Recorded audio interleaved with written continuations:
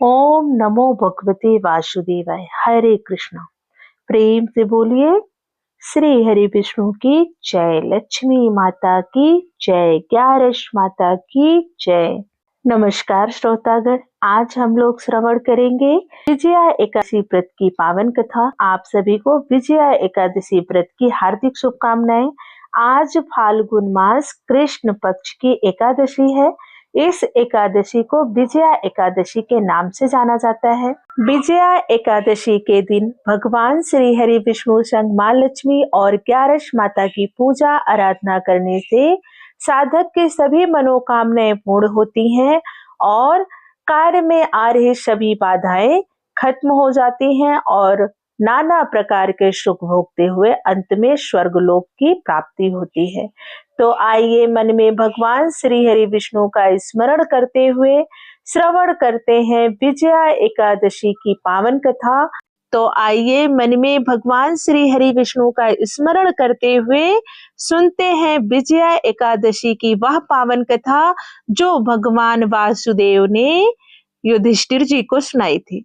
युधिष्ठिर ने पूछा, वासुदेव, फाल्गुन के कृष्ण पक्ष में किस नाम की एकादशी होती है? कृपया करके मुझे बताइए।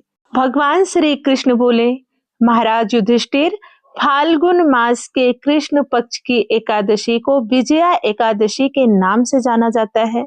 इस व्रत का पालन करने से निसंदेह विजय की प्राप्ति होती है तथा साथ ही इस व्रत का पालन करने से सारे पाप नष्ट हो जाते हैं। एक बार नारद जी ने ब्रह्मा जी से यही प्रश्न किया था, हे देव श्रेष्ठ, फाल्गुन महीने के कृष्ण पक्ष की विजया एकादशी की महिमा हमें सुनाइए। नारद जी की जिज्ञासा का उत्तर देते हुए ब्रह्मा जी ने कहा, नारद जी, ये प्राचीन व्रत बड़ा पवित्र तथा पाप नाशकारी है। सच तो यह है कि यह व्रत अपने नाम के अनुसार व्रत पालनकारी को विजय दिलाता है। जब मर्यादा पुरुषोत्तम भगवान श्री रामचंद्र जी ने अपने पिताजी की आज्ञा का पालन करने हेतु 14 वर्ष के लिए भाई लक्ष्मण एवं पत्नी सीता जी के साथ वन को गए, तब उन्होंने गोदावरी नदी के तट पर पंचवटी नाम के एक सुंदर वन में निवास किया। वहीं पर राक्षस राज रावण परम तपस्विनी सीता देवी जी का अपहरण करके ले गया था। सीता जी के विरह में भगवान श्री रामचंद्र जी अत्यंत विरह व्याकुल हो गए और वन वन में सीता जी की खोज करने लगे। इसी प्रकार मरणोमुखी पक्षी राज जटायु का भगवान श्री रामचंद्र जी से मिलन हुआ। जटायु ने सीता जी के हरण की सारी घटना प्रभु श्री रामचंद्र जी को सुनाई तथा सीता हरण की सारी घटना बताकर भगवान श्री राम जी की कृपा प्राप्त कर जटायु ने शरीर त्याग दिया और स्वर्गलोक को चले गए। इसके बाद भगवान श्री राम सीता जी की खोज करते हुए ऋषि मुख पर्वत पर गए।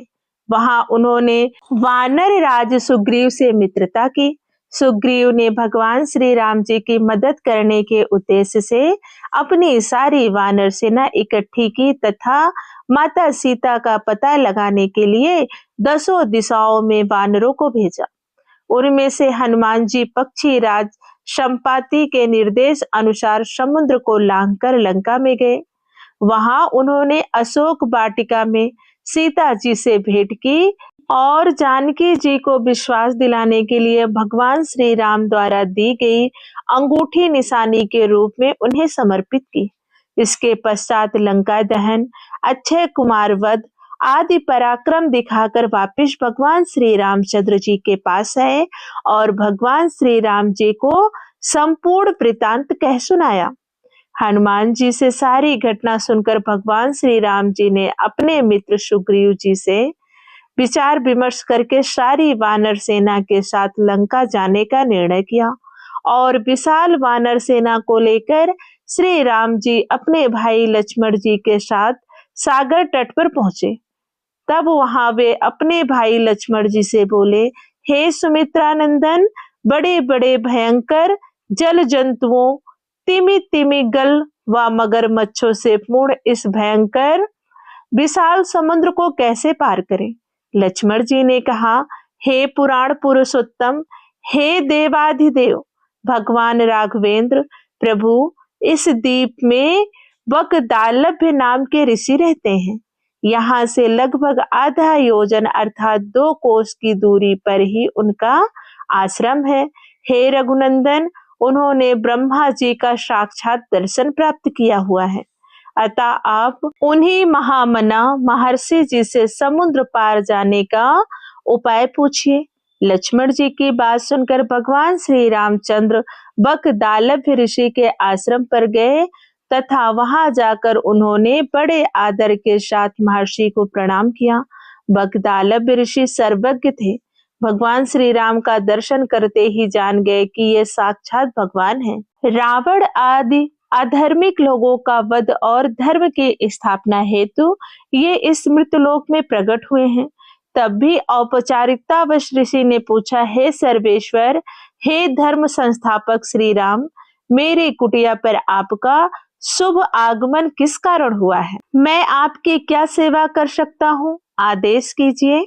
ऋषि की बात सुनकर भगवान श्री राम जी ने कहा, हे ऋषिवर, दुष्ट रावण को युद्ध में पराजित करके उसका वध करने के लिए मैं अपनी सैन्य वाहिनी लेकर समुद्र तट पर आया हूँ, लेकिन मैं इस दुष्पार समुद्र को कैसे पार करूं?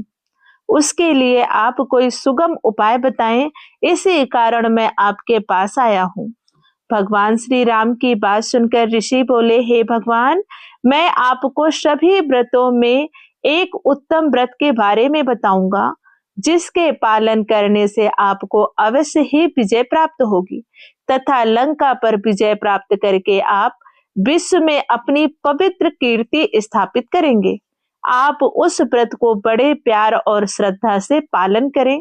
वह व्रत फाल्गुन मास के कृष्ण पक्ष की विजया एकादशी के नाम से जाना जाता है। इस व्रत का पालन करने से आपको समुद्र पार करने में कोई कठिनाई नहीं आएगी तथा आने वाले सभी विघ्नों का नाश हो जाएगा। इस व्रत को पालन करने का विधान सुनिए। दशमी के दिन सोना, चांदी, तांबा अथवा मिट्टी का एक घड़ा पानी से भरकर रखें। उस पर आम के पत्ते सजा दें। उसके बाद सुंदर एवं पवित्र स्थान पर एक वेदी की स्थापना करें।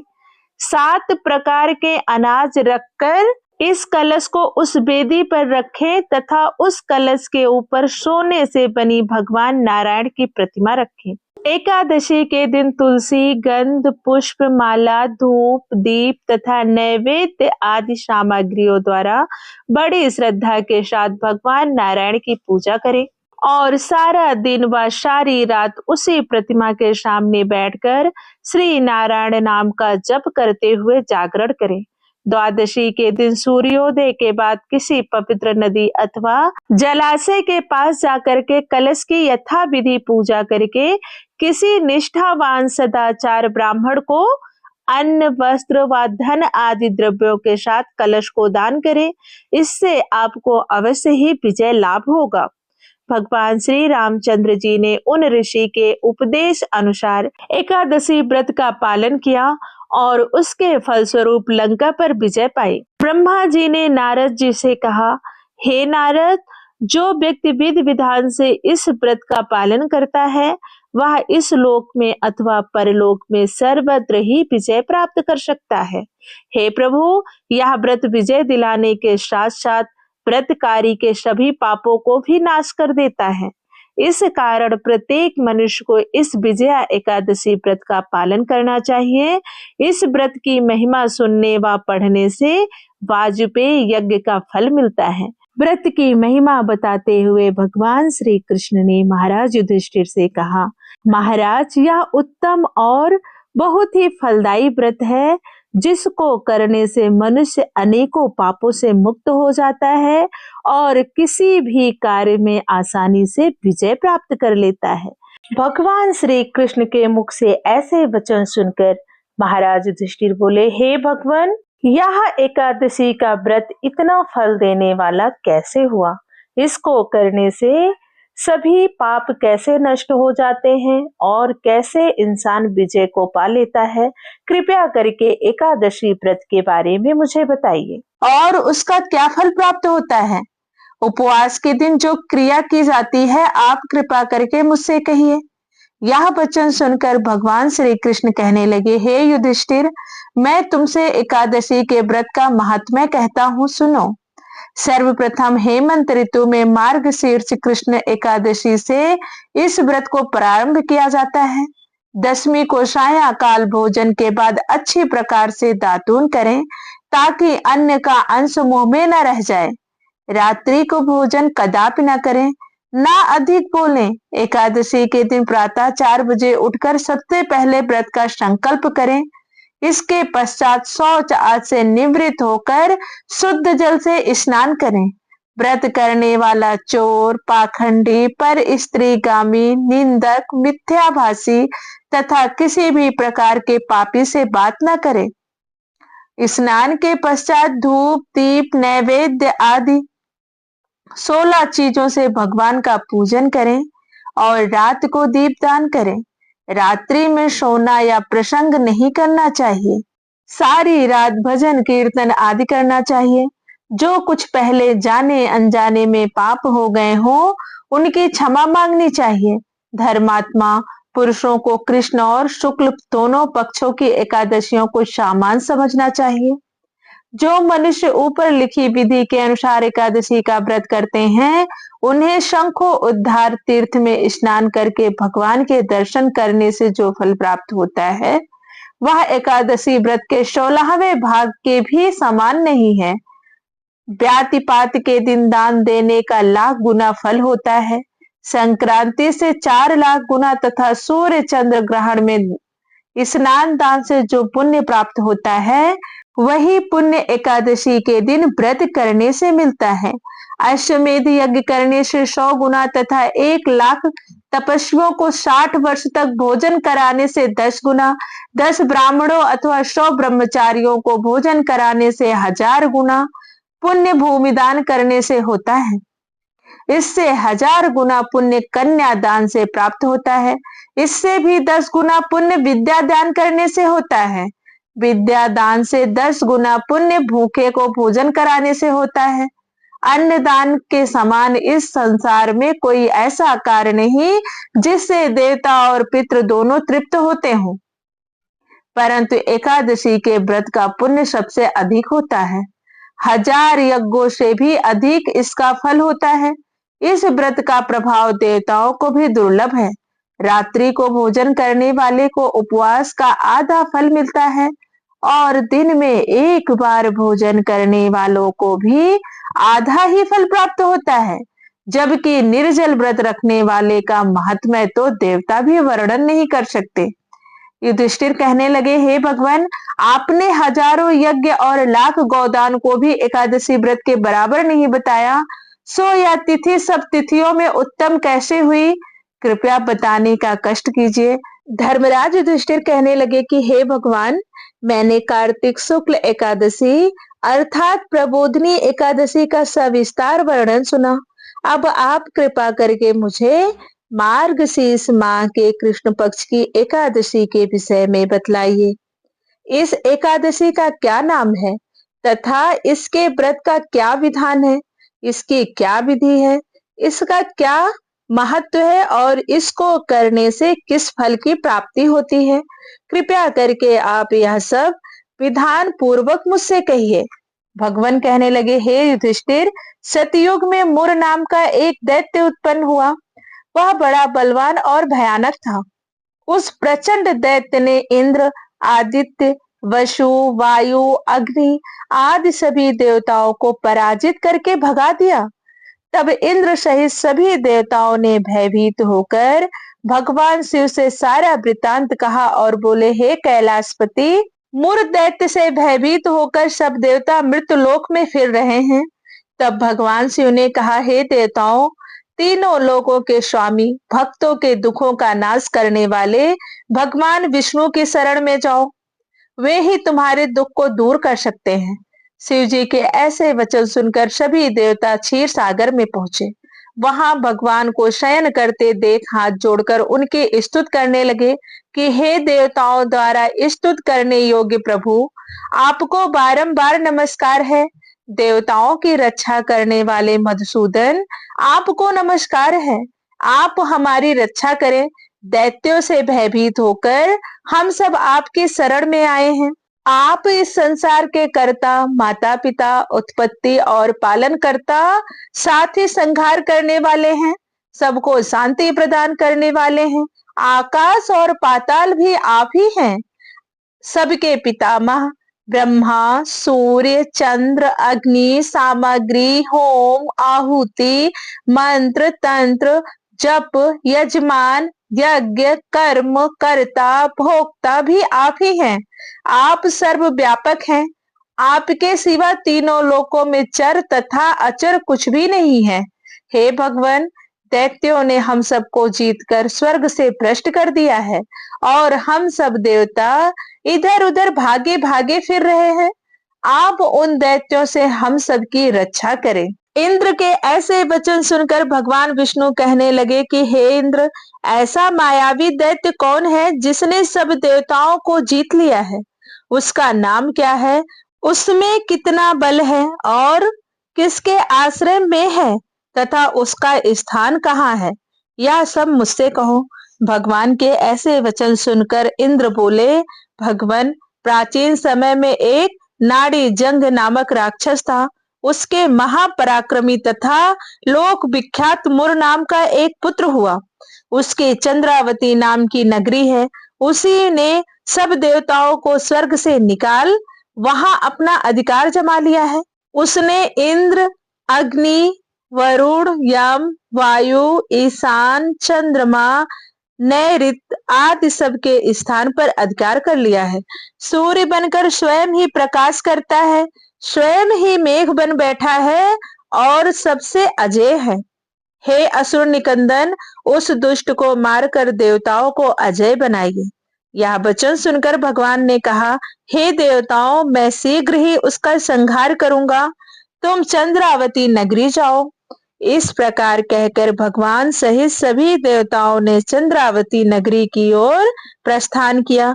उस समय जब दैत्य मुर सेना सहित युद्ध भूमि में गरज रहा था, उसकी भयानक गर्जना सुनकर सभी देवता भय के मारे चारों दिशाओं में भागने लगे।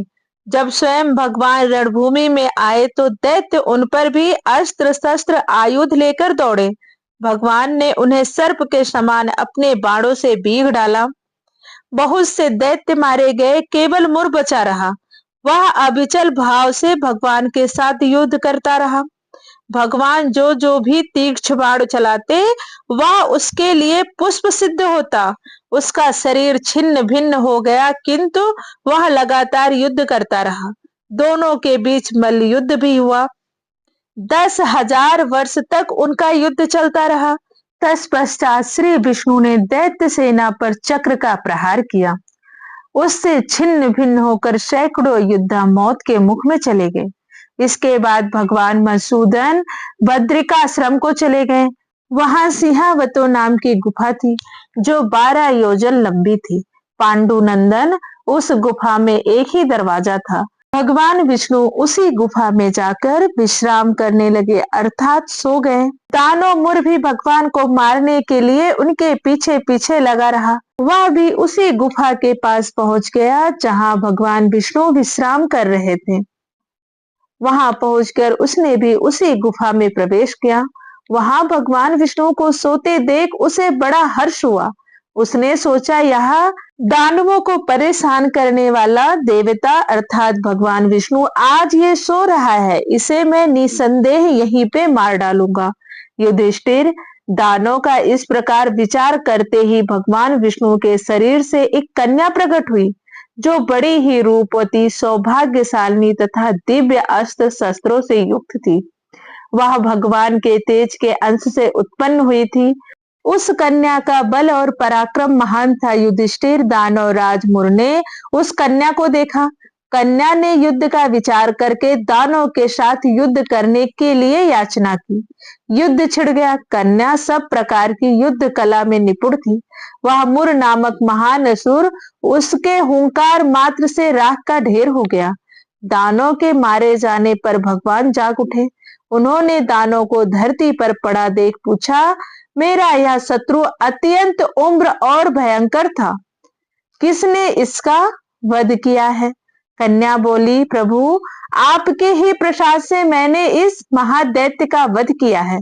श्री भगवान ने कहा, कल्याणी तुम्हारे इस कर्म से तीनों लोकों को मुक्ति और देवता आनंदित हुए हैं। अतः तुम्हारे मन में जैसी रुचि हो उसके अनुसार मुझसे कोई वर मांगो।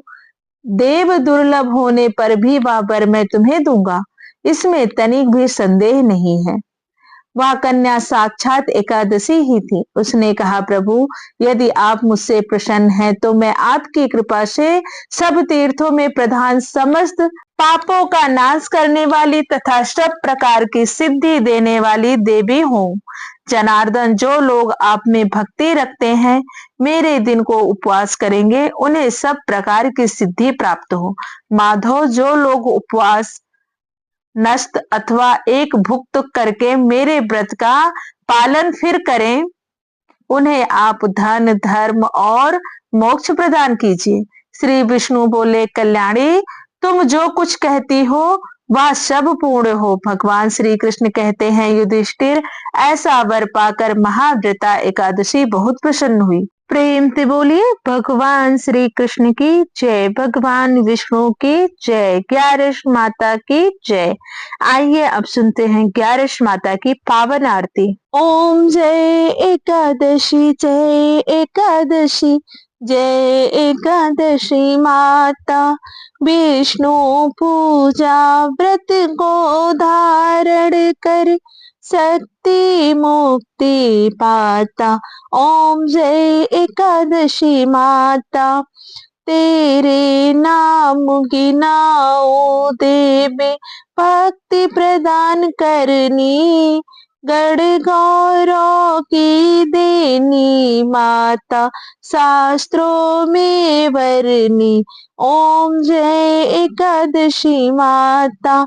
मार्गशीर्ष कृष्ण पक्ष की उत्पन्ना विश्वतारिणी जन्मे, शुक्ल पक्ष में हुई मोक्षदा मुक्ति दाता बन आई। ओम जय एकादशी माता। पौष के कृष्ण पक्ष की सफला नामक है, शुक्ल पक्ष में होए पुत्र दा आनंद अधिक रहे।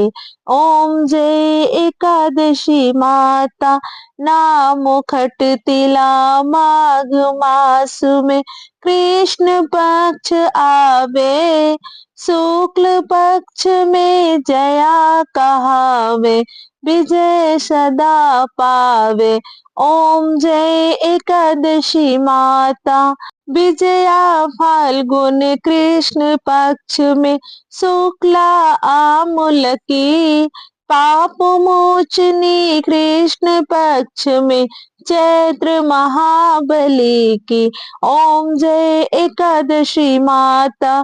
चैत्र शुक्ल में नाम कामदा धन देने वाली, नाम बरुथिनी कृष्ण पक्ष में बैसाख माह वाली। ओम जय एकादशी माता। शुक्ल पक्ष में होए मोहिनी, अपराजेष्ठ कृष्ण पक्षी, नाम निर्जला सब सुख करनी, शुक्ल पक्ष रखी। ओम जय एकादशी माता। योगिनी नाम आषाढ़ में जानो, कृष्ण पक्ष करनी, देवशयनी नाम कहायो, शुक्ल पक्ष धरनी। ओम जय एकादशी माता। कामिका श्रवण मास में आवे, कृष्ण पक्ष कहिए, श्रावण शुक्ल होई पवित्रा, आनंद से रहिए। ओम जय एकादशी माता। आजा भाद्रपद कृष्ण पक्ष की परिवर्तनी शुक्ला, इंद्रा आश्विन कृष्ण पक्ष में व्रत से भवसागर निकला। ओम जय एकादशी माता। पापान कुशा है शुक्ल पक्ष में आप हरनहारी। रमा मास कार्तिक में आवे सुखदायक भारी। ओम जय एकादशी माता देवोत्थनी शुक्ल पक्ष की दुख नाशक मैया। पावन मास में करो विनती पार करो नैया। ओम जय एकादशी माता परमा कृष्ण पक्ष में होती जन मंगल करनी। शुक्ल मास में होए पद्मिनी दुख दारिद्र हरनी।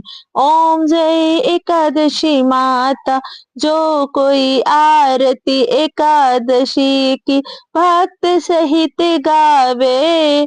जन गुर दिता स्वर्ग का वासा निश्चय वह पावे। ओम जय एकादशी माता। प्रेम से बोलिए ग्यारश माता की जय। श्री हरि विष्णु की जय। दोस्तों याती एकादशी व्रत की पावन कथा। अगर आपको कथा अच्छी लगी हो तो प्लीज वीडियो को लाइक करें, शेयर करें, कमेंट में एकादशी माता की जय लिखना ना भूलें और चैनल को जरूर सब्सक्राइब कर लें ताकि सभी व्रत त्योहारों की कथा आपको आसानी से मिल सके।